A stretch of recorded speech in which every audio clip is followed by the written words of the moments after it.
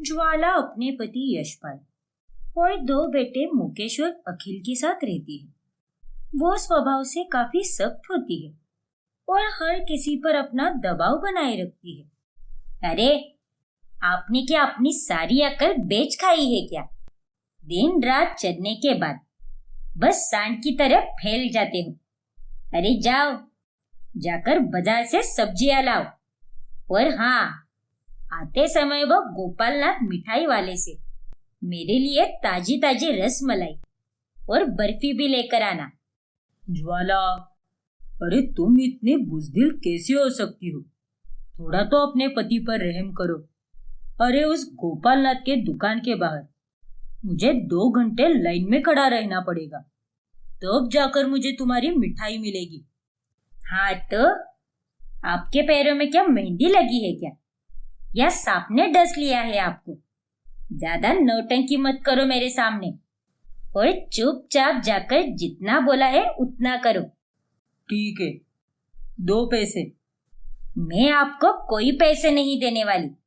आपके पेंशन के सारे पैसे अब मेरे पास ही रहेंगे और उन्हें केवल मैं ही इस्तेमाल करूंगी और कोई नहीं करेगा। क्या? ये तुम क्या कह रही हो ज्वाला? हाँ, सही कह रही हूं मैं। पहले की बात अलग थी। पहले मैं अपने मन को मारती रहती थी और कुछ नहीं खरीदती थी। लेकिन अब जब मेरे दोनों बेटे कमा रहे हैं तो आप उन्हीं से पैसे मांग लीजिए। आपकी पेंशन में से आपको कोई पैसा नहीं मिलेगा।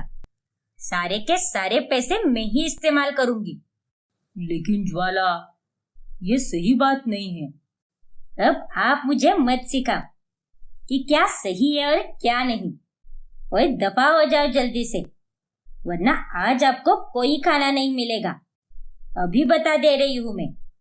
न जाने पिछले जन्म में कौन से पाप किए थे मैंने, जो इस जन्म में मुझे ऐसी हिटलर बीवी मिली है। क्या कहा आपने? जरा फिर से कहिए तो। कुछ भी तो नहीं, जा रहा हूं मैं। ले लूंगा मैं अपने बच्चों से पैसे। ऐसे ही ज्वाला के कारण न सिर्फ यशपाल को बल्कि मुकेश और अखिल को भी काफी परेशानी होती है। क्या? लेकिन माँ, हम थोड़ी ना रोज रोज कहीं घूमने जाते हैं। हाँ माँ, जाने दो ना हमें दोस्तों के साथ गोवा। अब हम बच्चे थोड़ी ना है। नहीं मतलब नहीं। तुम दोनों को अगर कहीं पर जाना है तो मुझे भी साथ लेकर जाना होगा, वरना तुम दोनों के पिछवाड़े अच्छी तरह से सुझा दूंगी मैं। और हाँ, कल रात को तुम दोनों फिर से 11 बजे आए थे। इतनी रात को घूमने का चस्का लग गया है ना तुम दोनों को। अगर आइंदा से लेट आए तो मैं तुम दोनों को घर में लूंगी ही नहीं। माँ, आप सच में हमारी माँ ही हो ना, या कोई दुश्मन हो? और नहीं तो क्या। अरे आपसे हमारी कोई खुशियां बर्दाश्त नहीं होती। अरे हम अगर इस उम्र में नहीं घूमेंगे तो क्या बुढ़ापे में लाठी लेकर घूमने जाएंगे क्या? ज्यादा आवाज मत बढ़ाओ, वरना एक लपड़ लगाऊंगी ना तो हमेशा के लिए आवाज चली जाएगी। फिर मैंने कह दिया सो कह दिया। अब मुझे इस घटिया विषय पर और कोई फालतू की बहस नहीं चाहिए। सबका जीना हराम करती ज्वाला खुद की लाइफ में काफी एंजॉय करती है।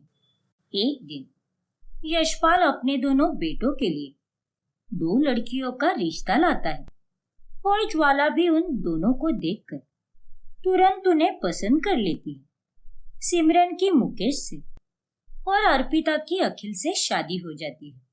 शादी के 1 हफ्ते बाद, अरे ओ अप्सरा, कहाँ चली हूँ लाली लिपस्टिक लगा के? माँ जी, हम दोनों फिल्म देखने जा रहे हैं और हमने घर का सारा काम भी निपटा दिया है। हाँ माँ जी।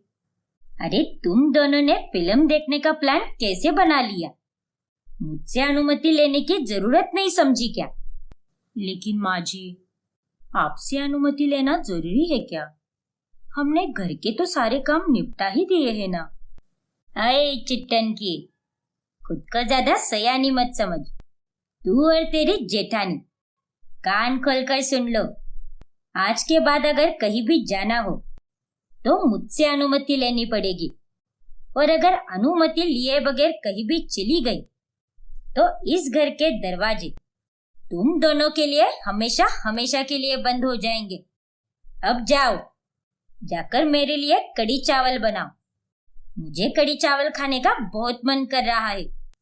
लेकिन माँ जी, हमारी बाकी सहेलियां भी हमारा इंतजार कर रही है। प्लीज माँ जी, जाने दीजिए ना हमें। एक बार कही हुई बात तुम्हें समझ में नहीं आती क्या?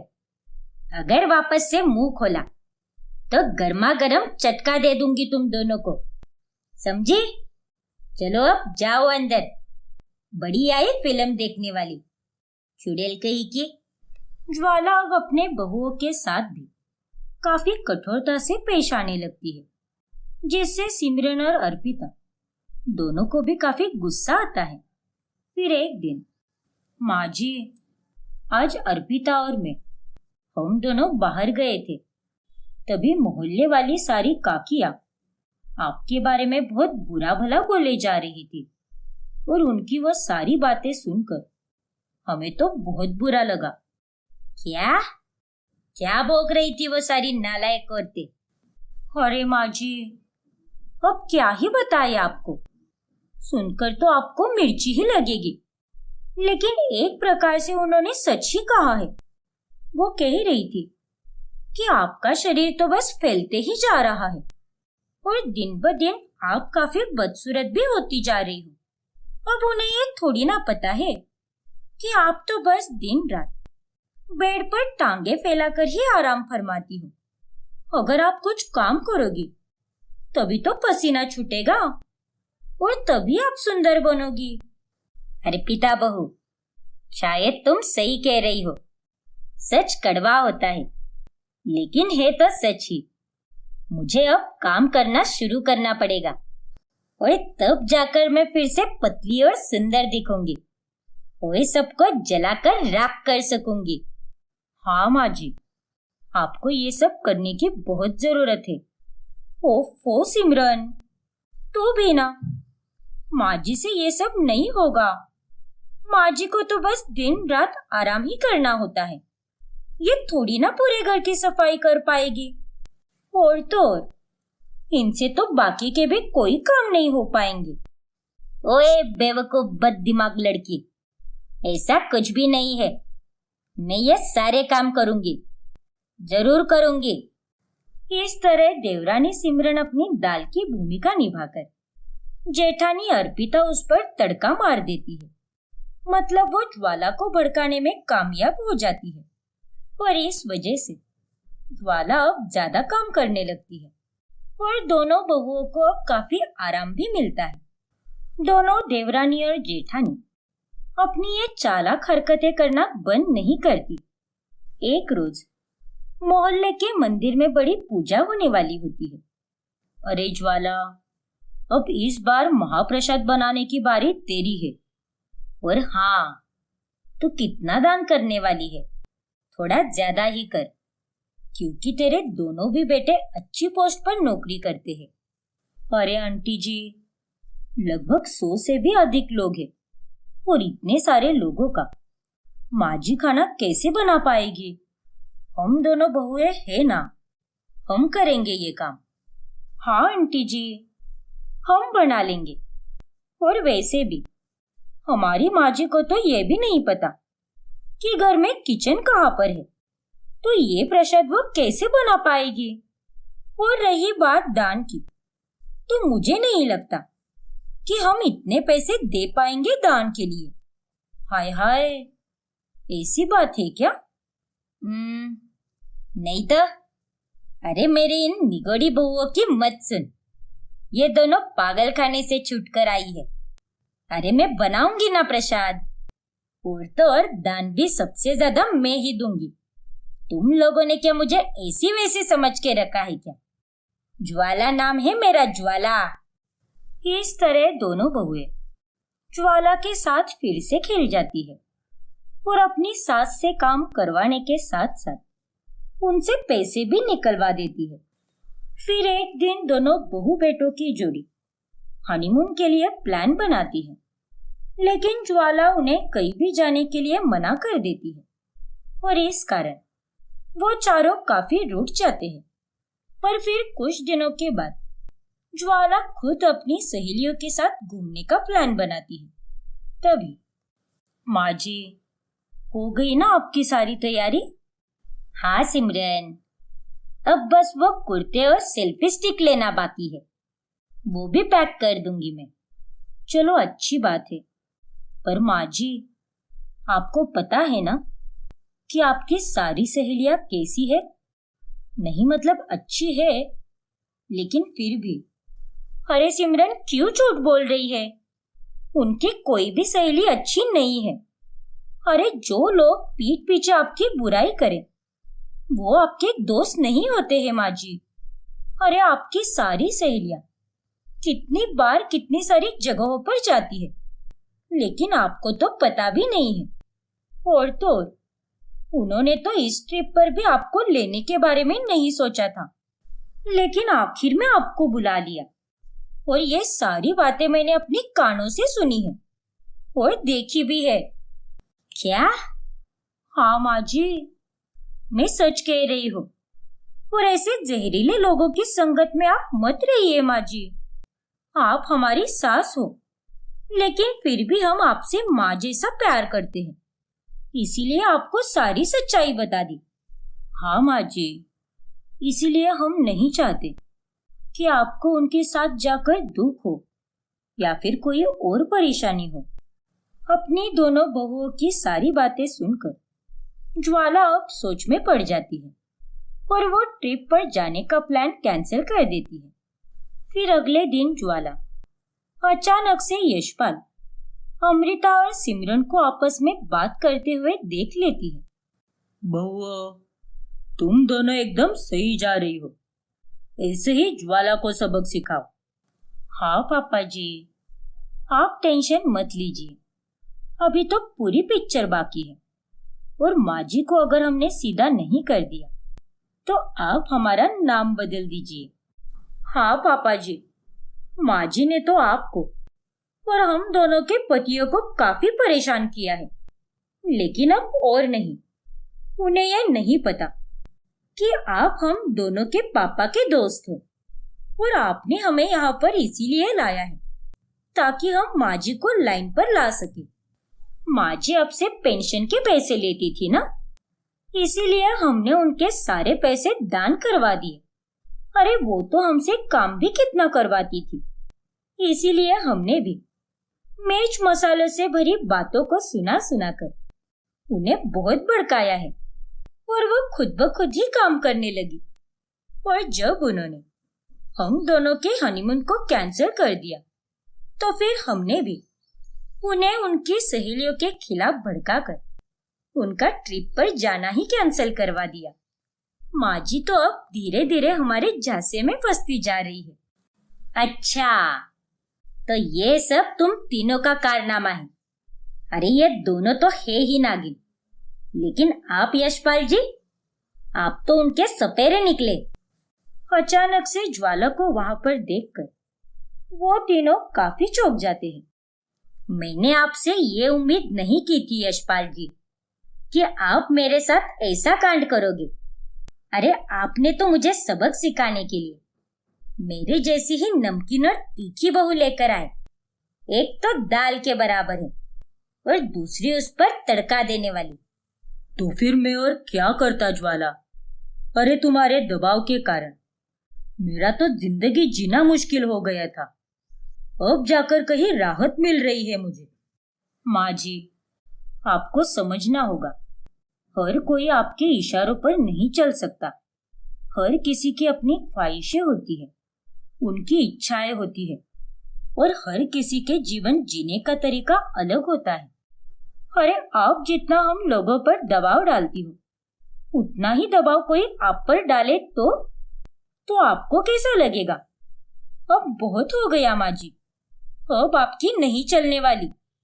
और आपको हर किसी का सम्मान करना होगा और हर किसी को तितली की तरह उड़ने देना होगा। और अब आगे से कोई भी आपके घमंड डर और अहम के पिंजरे में कैद होने वाला नहीं है। अपनी बहुओं की सारी बातें सुनकर ज्वाला को अपनी गलतियों का एहसास हो जाता है और वो उन तीनों से माफी मांगती है। मुझे माफ कर दो बहुओं। यशपाल जी, प्लीज मुझे माफ कर दीजिए, क्योंकि अब मैं समझ चुकी हूँ कि मेरा यह स्वभाव कितना गलत है और इसके चलते दूसरों को कितनी तकलीफ होती है। मैंने सभी के साथ बहुत बुरा किया है, पर अब मुझे अपनी सारी गलतियों का प्रायश्चित करना है और उन गलतियों को सुधारना भी है। मुझे माफ कर दो। मैं अब किसी के साथ सख्ती से पेश नहीं आऊंगी। ज्वाला की बातें सुनकर सभी घर वाले उसे माफ कर देते हैं, जिसके बाद वो कुछ ही दिनों में पूरी तरह से सुधर कर सबके साथ प्यार और स्नेह से पेश आती है। अनूप और नीलम्बरी की दो बहुएं होती है, छोटी बहू केत और बड़ी बहू वैशाली। दोनों सगी बहनें होती है। केतकी अभी 3 महीनों की गर्भवती होती है और ऐसे में उसकी बड़ी बहन यानी जेठानी वैशाली ही उसका ख्याल रखा करती है और इस वजह से बेचारी वैशाली सास और देवरानी के बीच में बढ़ जाती है। अरे ओ वैशाली बहू, कहाँ मर गई? मेरी साड़ी अभी तक इस्त्री की या नहीं? हाँ माँ जी, कर रही हूँ, बस थोड़ी देर में हो जाएगी। अरे दीदी, मेरा पास्ता बनाया नहीं? हाँ केतकी, वही पका रही हूँ, अभी लेकर आई। 1 मिनट। एक ही टाइम पर वैशाली इस्त्री भी कर रही होती है और दूसरी साइड में पास्ता बना रही होती है। अरे नहीं, कहीं ये इस्त्री करने के चक्कर में पास्ता जल न जाए। फिर वैशाली भागते भागते किचन में आती है। भगवान का लाख लाख शुक्र है कि पास्ता जल नहीं गया, वरना आज तो केतकी मेरी जान ही ले लेती। उसकी फेवरेट डिश जो है ये। फिर वैशाली पहले ही जाकर केतकी को गर्मा गर्म पास्ता परोसती है और फिर अपनी सास को जाकर उसकी साड़ी थमाती है। अरे कितनी देर बहू, साड़ी क्या मिल में जाकर इस्त्री कर रही थी क्या? नालायक कहीं की। माफ कीजिए माँ जी, वो मैं केतकी के लिए पास्ता बना रही थी। उसे भी जोरों की भूख लगी थी ना, अब प्रेगनेंसी में वो जो भी मांगेगी वो जल्दी जल्दी बनाकर देना ही पड़ेगा ना मुझे। ठीक है, चल जा अब। अरे नीलम्बरी, तुम खुद क्यों नहीं कर लेती ये सब? तुम्हें क्या हाथ पैर नहीं है क्या? बस वैशाली बहू को ही सारा काम थमा देती हो और वो उसकी छोटी बहन भी कोई कम नहीं है। वो तो तुम दोनों के बीच में सैंडविच की तरह दबती रहती है। देखिए जी, आप तो चुप ही बैठो, ज्यादा मुंह चलाने की कोई जरूरत नहीं है। खुद तो कुछ काम नहीं करते तो कुछ बोलकर दिखाने की कोई जरूरत नहीं है, समझे ना आप? हाँ, समझ गया मैं, और जा रहा हूँ यहाँ से, क्योंकि तुम्हारे मुंह लगकर अपना दिन खराब नहीं करना मुझे। वही दूसरी तरफ केतकी मजे से पास्ता खाते हुए सहेली से बात करती है। तुझे पता है क्या, प्रेगनेंसी के बाद तो मेरी लाइफ एकदम मस्त हो गई है।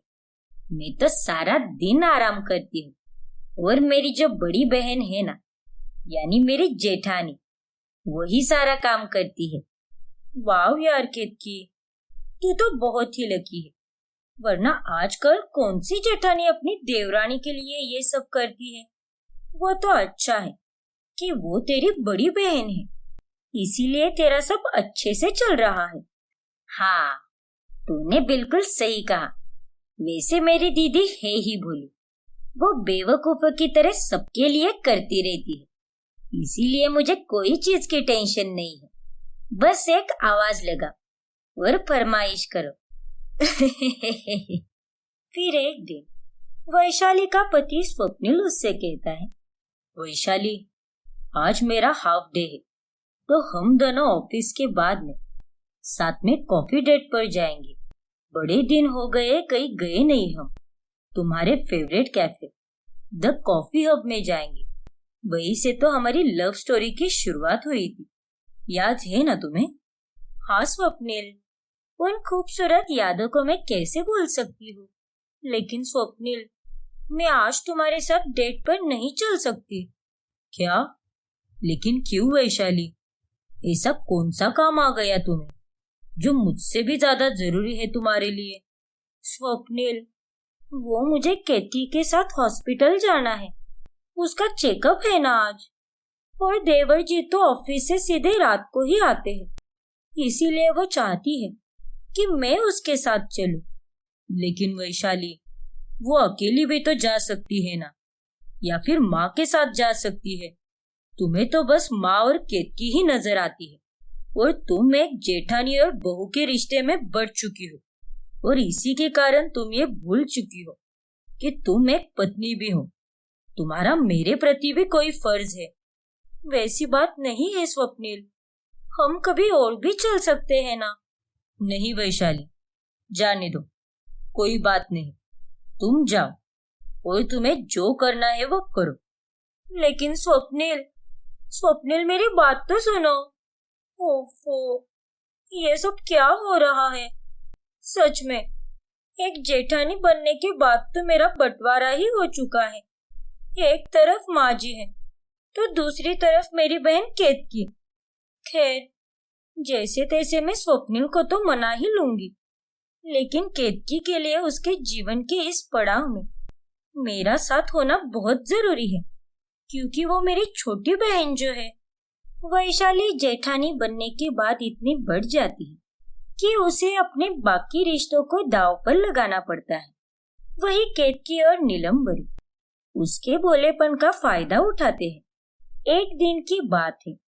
वैशाली बहू, कान खोलकर सुन ले, आज घर पर मेरी सहेलियां आ रही है, इसीलिए तो जल्दी ही सारा खाना बना दे और सारी बढ़िया बढ़िया सी डिशेस बनाना। मेरी इज्जत का सवाल है, इसका ध्यान रखते हुए बनाना, समझी कि नहीं? हाँ माँ जी, मैं समझ गई। आपने जैसा कहा है वैसा ही होगा। दीदी, माँ जी की फरमाइश को मारो गोली। पहले मेरे लिए आप गोलगप्पे बना दो। मुझे गोलगप्पे खाने का बहुत मन कर रहा है, लेकिन बाहर के गोलगप्पे इस समय खाना सेहत के लिए खतरों से खाली नहीं होगा। इसीलिए मैं ये चाहती हूँ कि आप ही घर पर बनाओ। आप बहुत सुपर्ब बनाती हो दीदी। लेकिन केतकी, मुझे पहले माँ जी का कहा हुआ पूरा करना होगा, और अभी तो तूने दोपहर का खाना खाया है ना, तो थोड़ी देर रुक जा और थोड़ा वॉक कर ले आंगन में। लेकिन दीदी, मुझे बहुत क्रेविंग हो रही है, प्लीज मेरा वाला जल्दी बनाओ। मैं और कुछ नहीं जानती। अरे ओ नाश पीटी, तेरा क्या हर बार मेरे बीच में आना रहता है?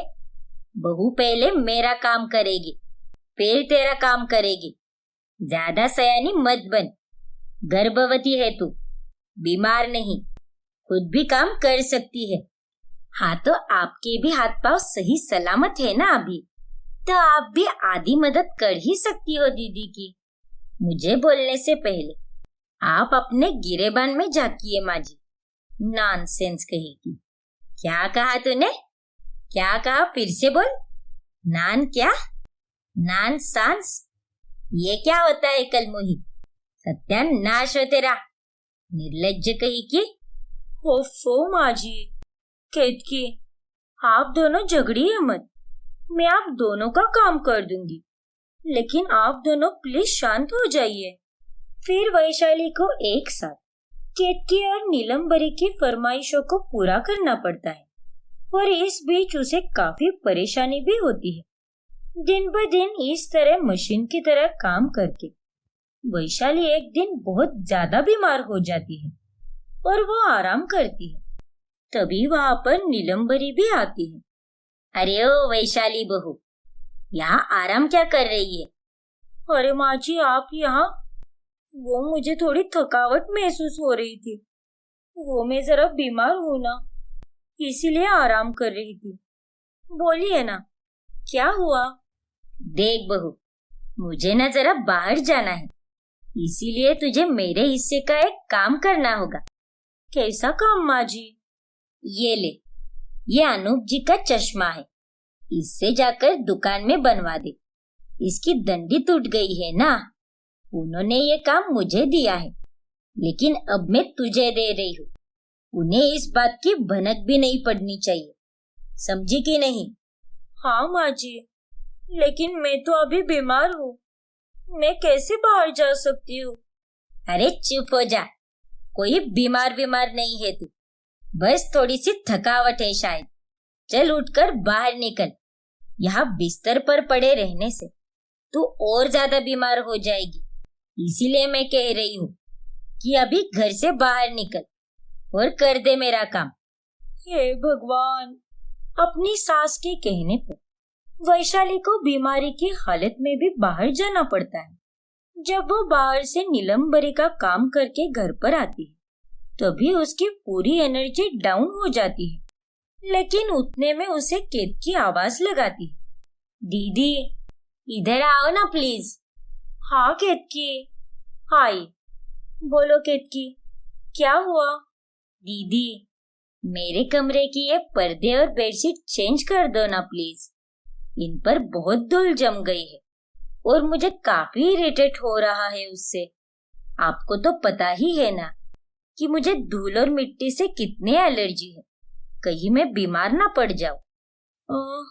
ठीक है केतकी, मैं कर देती हूँ। ओके दीदी।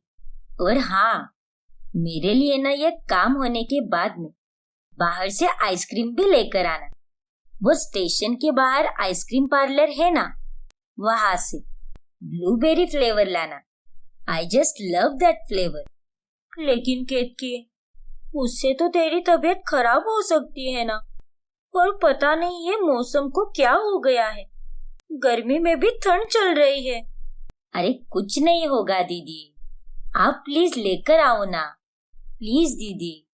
अच्छा ठीक है बाबा, ला देती हूँ मैं। किसी को ये नजर भी नहीं आता कि वैशाली कितनी बीमार है। केतकी और नीलम्बरी को तो बस वैशाली से काम करवाना आता है। ऐसे ही एक दिन, देख केतकी बहू, तुझे मैं चेतावनी दे रही हूँ। तू ये बार बार वैशाली बहू को छोटे मोटे काम देना बंद कर और अपने काम खुद किया कर। थोड़ा सा शरीर भी हिलाया करिए। जब देखो तब भैंस की तरह पड़ी रहती है दिन रात। क्या? और नहीं तो क्या, मैं अच्छी तरह से जानती हूँ कि तू जानबूझकर वैशाली से सारे काम करवाती है ताकि तुझे आराम मिले। मेकअप करना, फोन पर बातें करना, वीडियो शूट करना, और तो और हर 2 दिन में बाहर घूमने जाना, ये सब तो तुझे बराबर से होता है। लेकिन बस घर का काम ही नहीं होता। देखिए माँ जी, अगर मैं ऐसी हूँ तो आप भी कोई दूध की धुली हुई नहीं हो। आप भी तो अपने सारे काम दीदी से ही करवाती हो ना। यहाँ तक कि अपनी साड़ी भी दीदी से ही इस्त्री करवाती हो। बाहर देने को क्या होता है आपको? और वो तो मेरी सगी बहन है, इसीलिए मैं सारे काम उससे करवाती हूँ। तो इसीलिए आप मुझे लेक्चर मत दीजिए। तेरी सगी बहन है तो क्या हुआ, अब वो इस घर की बहू है और मैं उसकी सास हूँ। उससे काम करवाना मेरा हक है। हाँ तो करवाइए ना, मैंने कहाँ पर मना किया है। लेकिन सबसे पहले काम तो वो मेरा ही करेगी, बाकी मैं कुछ नहीं जानती। वैशाली उन दोनों की बातें सुन लेती है। दीदी आप? अरे वैशाली बहू तू?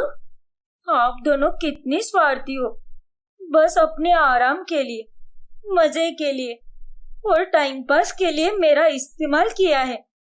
मैं ही बेवकूफ थी जो ये सब देख नहीं पाई और खुद को आप दोनों में बांट दिया। यहाँ तक कि अपने पति के ऊपर भी ध्यान नहीं दिया। केतकी, मैंने तुझे माँ की तरह संभाला और माँ जी आपके लिए तो मैंने एक बहू नहीं बल्कि बेटी की तरह सब कुछ किया है। लेकिन उसके बदले में आप दोनों ने मुझे क्या दिया? मेरे प्यार का, मेरे भोलेपन का कितना गलत फायदा उठाया। लेकिन अब और नहीं, अब मैं इस घर में 1 मिनट भी नहीं रहूंगी। फिर वैशाली अपना सारा सामान पैक करती है और घर छोड़कर जाने लगती है। तभी केतकी और नीलम्बरी घबरा जाती है और एक पल में ही उन्हें उनकी सारी गलतियों का एहसास हो जाता है। वैशाली बहू, मुझे माफ कर दे, लेकिन प्लीज ये घर छोड़कर मत जा बहू। हाँ दीदी, मुझे भी माफ कर दो, लेकिन ये इस तरह घर छोड़कर मत जाओ। आप हो इसीलिए ये घर घर लगता है। हाँ बहू, हमें अपनी गलतियों का एहसास हो चुका है अभी। हम सच में बहुत गलत थे, जो तेरा इतना फायदा उठाते रहे। हाँ दीदी, हमसे भूल हो गई। अपनी छोटी बहन को माफ कर दो दीदी। जिंदगी के इस पड़ाव में मुझे आपकी जरूरत है दीदी। मेरे पेट में पल रहे बच्चे को उसकी मौसी की जरूरत है, और आज के बाद हम अपने काम खुद करेंगे दीदी। आपको कोई तकलीफ नहीं देंगे। हाँ बहू, हम दोनों तुझसे वादा करते हैं कि आज के बाद हम दोनों ऐसा कुछ भी नहीं करेंगे जो हम आज तक करते आ रहे थे। तू चाहे कोई भी काम मत कर, लेकिन घर में ही रुक जा बहू। ये घर छोड़कर कहीं मत जा। केतकी और नीलम्बरी भावुक हो जाती है और हाथ जोड़कर वैशाली से माफी मांगती है, जिसके बाद वो उन दोनों को हुए सच्चे एहसास के कारण उन्हें माफ कर देती है। और उस दिन के बाद से केतकी और नीलम्बरी भी अपने हिस्से का काम खुद ही करने लगती है। साची जब 6 साल की होती है तभी उसके माता पिता की मृत्यु हो जाती है, जिसके बाद वो अपने मामा जी रघुनाथ और मामी जी यामिनी के साथ रहने लगती है। रघुनाथ और यामिनी को एक छोटा बेटा भी होता है जो साची की उम्र का ही होता है। ए लड़की, चल जल्दी से सारा काम कर। ये कपड़े तेरा बाप आकर धोएगा क्या? और हाँ, कपड़े धोने के बाद तुझे छत की भी सफाई करनी है, और अगर तूने ये सब नहीं किया तो मुझसे बुरा कोई नहीं होगा। लेकिन मामी जी, मुझे ये सब नहीं आता। वो सब मैं नहीं जानती, कर करके सीख जाएगी। और खबरदार, जो ये सब कुछ तूने अपने मामा जी को बताया तो मैं तेरी टांगे तोड़कर हाथ में दे दूंगी। यामिनी साची के साथ बहुत बुरा बर्ताव करती है और उसके खौफ से बेचारी साची सारे काम करती रहती है। साची से कोई भी काम ठीक ना होने पर यामिनी उस पर बहुत गुस्सा करती है। रघुनाथ इन सब बातों से बेखबर होता है। ये छोकरी तो किसी भी काम की नहीं है, सारे काम बिगाड़ कर रख देती है। इससे तो छुटकारा पाना ही होगा। फिर एक दिन यामिनी साची को एक कोठे में ले जाती है और वो उसे वहां की मालकिन गंगूबाई के हवाले करती है। ये ले गंगूबाई, आज से ये छोकरी तेरी, इसका भविष्य तो अब यही बनेगा। नहीं मामी जी, मुझे आज छोड़कर मत जाइए मामी जी। मामी जी। अरे नालायक, दूर रहे मुझसे। यामिनी साची को वही कोठे पर छोड़कर चली जाती है और साची उस कोठे का परिसर देखकर बहुत डर जाती है। लेकिन तभी गंगूबाई उसके पास आती है और उसे प्यार से कहती है, घबराओ मत बेटा, चलो खाना खाते हैं, बहुत भूख लगी होगी ना तुम्हें। फिर गंगूबाई और साची दोनों साथ में खाना खाती है और वो साची को नहलाकर उसे अच्छे कपड़े पहनाती है।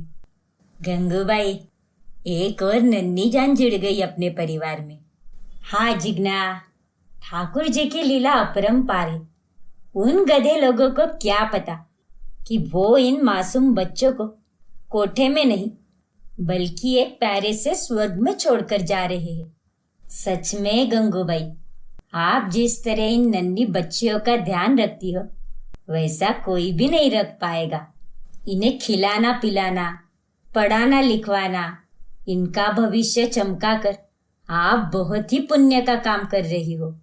अरे मुझे भी ऐसे ही मेरी ताई जी छोड़कर गई थी, लेकिन यहाँ रहकर मैंने तय किया कि मैं जब यहाँ की मालकिन बनूंगी तो किसी भी मासूम बच्ची की बलि चढ़ने नहीं दूंगी। साची से छुटकारा पाकर यामिनी बहुत खुश थी, लेकिन जब रघुनाथ साची को गायब देखता है, भाग्यवान, सांचू कहाँ है? मेरी सांचू कहाँ गई? बाजार में कुछ गुंडे आकर उठाकर ले गए सांची को। मैंने उन्हें रोकने की बहुत कोशिश की, लेकिन देखिए ना, उन्होंने मुझ पर भी वार किया। ये देखो, मेरे हाथ पर कितनी चोट आई है। क्या? यामिनी ने अपने हाथ पर नकली चोट बनाई होती और उसे ढकने के लिए पट्टियां भी लगाई होती, जिस पर खून के दाग भी थे। सब सुनकर रघुनाथ बहुत डर जाता है और वो हर जगह सांची को ढूंढता है, लेकिन वो उसे कहीं भी नहीं मिलती। फिर वो सांची की मिसिंग फाइल दर्ज कराता है, लेकिन पुलिस भी सांची को नहीं ढूंढ पाती। ना जाने मेरी साचू कहाँ चली गई। अरे मेरे प्यारे पतिदेव, मैं आपकी भांजी को ऐसे नरक में छोड़कर आई हूँ जहाँ का पता आप कभी नहीं लगा पाओगे। लेकिन जैसे यामिनी सोच रही होती है, सब कुछ उसके विपरीत होता है। सांची को कोठे में रहना बहुत अच्छा लगता है, क्योंकि गंगूबाई उसे और बाकी बच्चियों को वहां किसी भी चीज की कमी नहीं पड़ने देती और अपनी ममता से सबका दिल जीत लेती है। गंगू माई, आप बहुत अच्छी हो और तू भी मेरी साचुड़ी। ये लो बच्चियों, मैंने सबके लिए ढोकला बनाया है। ये ढोकला तुम सबको मिलेगा, लेकिन एक शर्त पे। तुम सबको ढोकला खाने के बाद पढ़ाई भी करनी होगी। ठीक है गंगूबाई। फिर गंगूबाई सबको ढोकला देती है और उसके बाद सभी बच्चे पढ़ने लगते हैं। रोज सुबह गंगूबाई कोठे की सभी बच्चियों को स्कूल के लिए तैयार करती है और उन सबको पढ़ा लिखा कर खूब होशियार बनाती है। ऐसे ही वक्त बीतता है और सांची अब कॉलेज जाने लगती है, जहाँ एक दिन उसकी मुलाकात एक लड़के से होती है। हाय, मेरा नाम शौर्य है। एक्चुअली मैं पिछले 2-3 दिनों से कॉलेज ही नहीं आ पाया। तुम मेरी ही क्लास में हो ना? हाँ, क्या तुम मुझे केमिस्ट्री और बायोलॉजी के नोट्स दे सकती हो प्लीज? हाँ, क्यों नहीं।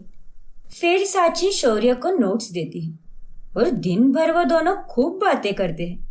और इसी बीच शौर्य को सांची से पहली नजर वाला प्यार हो जाता है। नोट्स वापस लौटाते वक्त वो उसके नोट्स में एक खत रखता है, जिसे पाने पर सांची पढ़ती है। कल दिन भर तुम्हारे साथ वक्त गुजारकर बहुत अच्छा लगा। कॉलेज के बाद कॉफी पीने चलोगी क्या मेरे साथ? शौर्य कॉलेज के बाद सांची का गेट पर इंतजार करता है और फिर वो दोनों कैफे चले जाते हैं। इसी तरह अब रोजाना वो दोनों एक दूसरे के साथ वक्त बिताने लगते हैं। फिर एक दिन शौर्य अपने जज्बातों को बयान कर देता है। सांची, मैं तुमसे बहुत प्यार करता हूँ। क्या तुम मुझसे शादी करोगी? क्या? आई नो, ये सब तुम्हारे लिए बहुत ऑकवर्ड होगा, लेकिन मुझसे रहा ही नहीं गया। शौर्य, हम दोनों बहुत अच्छे दोस्त हैं, लेकिन ये प्यार और शादी क्या? बोलो सांची। देखो शौर्य, मुझे तुमसे शादी करने में कोई एतराज नहीं है, लेकिन तुम मेरी असलियत नहीं जानते कि मैं कहाँ से बिलोंग करती हूँ। क्यों सांची, ऐसा क्यों कह रही हो तुम? आखिर कहाँ से बिलोंग करती हो तुम? मैं कोठे में रहती हूँ शौर्य, और वहां मुझे मेरी गंगू माई ने संभाला, पाल पोस कर बड़ा किया। नाम के लिए तो वो एक कोटा है, लेकिन मेरे जीवन का असली स्वर्ग तो वही है। गंगू माई जितना प्यार मुझे आज तक किसी ने नहीं किया। सांची, मुझे इन सब से कोई प्रॉब्लम नहीं है। तुम मन की इतनी साफ हो, तुमसे शायद ही कोई नफरत कर सकता है, और तुम्हारे कोठे से बिलोंग करने से मेरा प्यार कम नहीं होने वाला है। थैंक यू शौर्य। फिर सांची और शौर्य गंगूबाई की उपस्थिति में शादी कर लेते हैं और शौर्य सांची को अपने घर ले जाता है। लेकिन तभी वहां पर शौर्य की माँ सांची को दरवाजे पर ही रोक लेती है। रुक जाओ, इस लड़की को कहाँ से उठा कर लाया है तू? कौन है ये? माँ, सांची और मैं एक दूसरे से बहुत प्यार करते हैं और इसीलिए हम दोनों ने शादी कर ली। क्या? हाँ पापा। नमस्ते माँ जी। नमस्ते पापा जी। ये नाटक मेरे सामने मत कर। और तू नालायक लड़के, शादी क्या 2 मिनट में होने वाली रस्म है क्या? पहली बात तो तूने हम दोनों से बिना पूछे इस चुड़ैल से शादी कर ली। दूसरी बात तो ये है कि तूने ये सब कुछ जल्दबाजी में किया है। अरे दहेज बहेज की कोई रस्म होती है कि नहीं? वो सब क्या तेल लेने गई क्या? लेकिन माँ, तू तो चुप ही रहे। ए लड़की, जा अपने माता पिता को लेकर आ, वरना मैं तुझे इस घर में कदम तक नहीं रखने दूंगी। लेकिन माँ जी, मेरी माँ, वो मैं। ये बकरी की तरह मैं मत कर और जाकर अपने माँ को लेकर आ। ठीक है माँ जी, मैं अभी मेरे माई को लाती हूँ।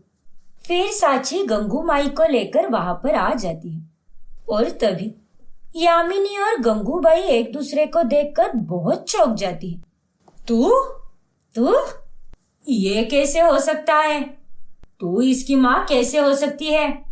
नहीं, मेरी बहू कोई वेश्या नहीं हो सकती। क्या खेल खेला है किस्मत ने भी। मेरी सांचुड़ी को उसी चौखट पर लेकर आई है जहां उसे उसकी मामी ने घर से बाहर निकाला था। क्या? ये आप क्या कह रही हो माई? सांचुड़ी, ये यामिनी और रघुनाथ है, तेरे मामा मामी। ये वही दुष्ट औरत है जो तुझे बचपन में मेरे यहाँ कोठे पर छोड़कर गई थी, तुझसे छुटकारा पाने के लिए। क्या? इसका मतलब ये मेरी सांचू है? सांचू, मामा जी। साची, तुम? अब चुप क्यों है तू यामिनी? ये झूठ कह रही है जी। मैंने सांची को कोठे पर कभी नहीं छोड़ा। इसे तो गुंडे लेकर गए थे, उन्होंने ही छोड़ा होगा इसे। बस मामी जी, बस। और कितना झूठ बोलोगे आप? मैं अच्छी तरह से जानती हूँ। मैं सिर्फ 6 साल की थी जब आपने मुझे कोठे पर छोड़ा था। ए पागल छोकरी, एक खींच कर दूंगी। झूठ मत बोल। बुढ़िया, जबान संभाल कर। तू मेरी बेटी से बात कर रही है। अगर जबान ज्यादा तेज चलाई तो यही तेरी हड्डी पसली एक कर दूंगी। छी यामिनी, मुझे तुम पर घिन आ रही है। अरे कैसी औरत हो तुम? तुम्हारे दिल में कोई ममता का भाव है या नहीं? आपने बहुत गलत किया माँ। मुझे आपसे ये उम्मीद नहीं थी। मेरे लिए तो आप मर चुकी हो। लेकिन शौर्य, एक बात बहुत अच्छी हुई कि मामी जी ने मुझे कोठे पर छोड़ा, क्योंकि मुझे वहां पर एक माँ की ममता मिली। वरना अगर मैं यहाँ रहती तो जीवन भर में मौन रहकर इनके अत्याचार ही सहती रहती। लेकिन इसके किए की सजा तो इसे मिलकर ही रहेगी। निकल जा मेरे घर से। नहीं, माफ कर दीजिए मुझे, प्लीज मुझे माफ कर दीजिए। तू तो मेरी बेटी की तरह है ना सांचू? सांचू, बोल ना अपने मामा जी को। शौर्य, बेटा अपनी माँ को माफ नहीं करेगा तू? नहीं माँ, आपने काम ही ऐसा किया है जो माफी के बिल्कुल भी लायक नहीं है। यामिनी को घर से बाहर निकाला जाता है और रघुनाथ अपनी भांजी यानी अपनी बहुरानी सांची की आरती उतारता है और उसका गृह प्रवेश कराता है। और उस दिन के बाद सभी खुशी से रहने लगते हैं।